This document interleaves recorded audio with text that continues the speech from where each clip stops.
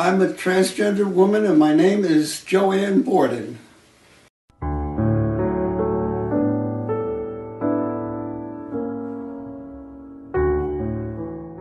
I'm a widow, an orphan, and sibling-less now. I'm an advocate at the state and county levels for transgender civil rights.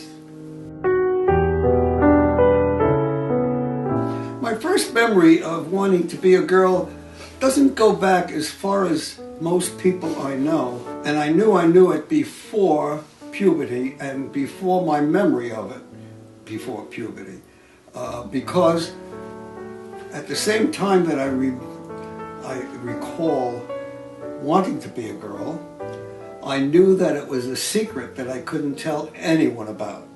When I was old enough to be left alone at home, I would wander into a drawer of my mother's, and I loved the smell, the aroma. It was beautiful to me, and I borrowed some of her clothes for many years. And every time I was alone, I tried to improve on my appearance as a woman. I even accumulated feminine garments and things, shoes. I love those shoes, oh, those heels. I took them all and put them in a paper bag one night. I went out to found an empty lot, and I tossed the stuff out of the bag, and I walked home, and I said, now I could be normal like everyone else. So if it wasn't the next night, it was a few nights after that, I was out there looking for the stuff.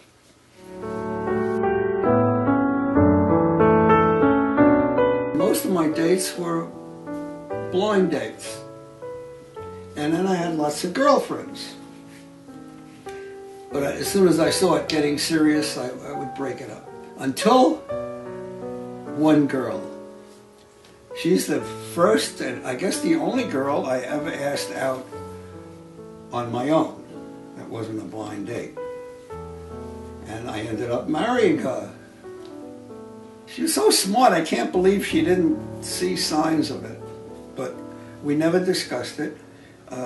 If she did know, I think she was smart enough not to wake up the sleeping monster. It was the only thing possible. There was no other possibility. You couldn't do anything. I mean, if you wanted to be homeless and beat up all the time and you know, friendless, you declared yourself. I don't even know of anyone that did that. Originally, I felt that I'll only tell those who need to know. And so that meant no one. No one had a need to know. When I started taking hormones, then my doctor needed to know. Then I went through a year's therapy, and I don't know. I did a lot of thinking outside of that hour every week, and a lot of talking during that hour.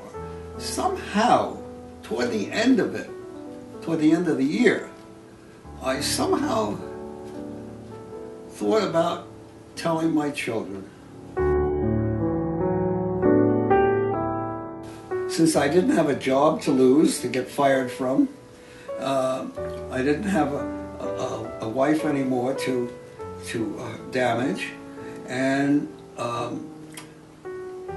the only people involved would be my children.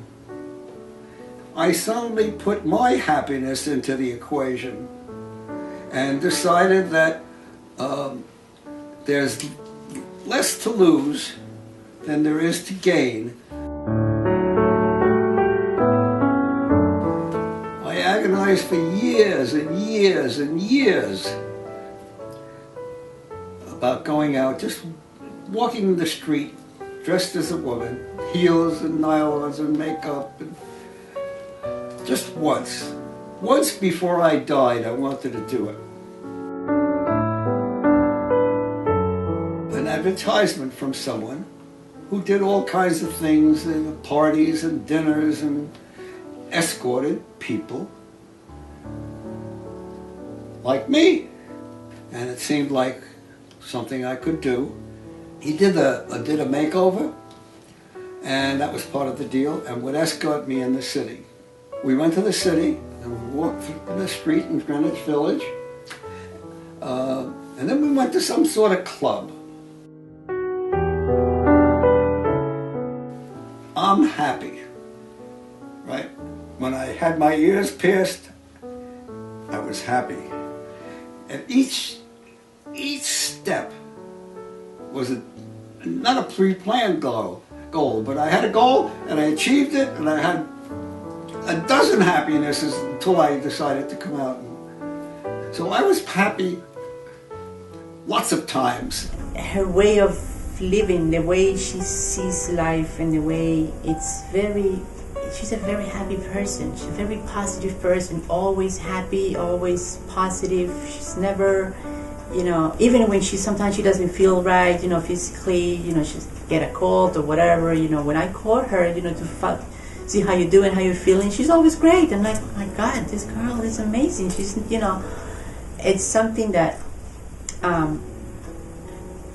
I really, really appreciate in her. I made a speech in October 2010, and apparently I said the right thing, because the Minority Council wrote a law, and the legislator that introduced it, or whatever it is, quoted my speech, what I said in it. Then I started to speak every month that they meet, and that's how I spend my life. Aside from helping other transgender women, I help them out of the closet sometimes. Sometimes I help them in between their visits to a therapist because they're very upset. And my main mission is to try to let them know that it's okay, and that's the way you feel, but that's life. I see I'm going to get my book published, and they're going to be on my back to finish my transgender monologues, so they can publish that. And I'm going to be very happy. And whatever I make on it, I'm going to give away.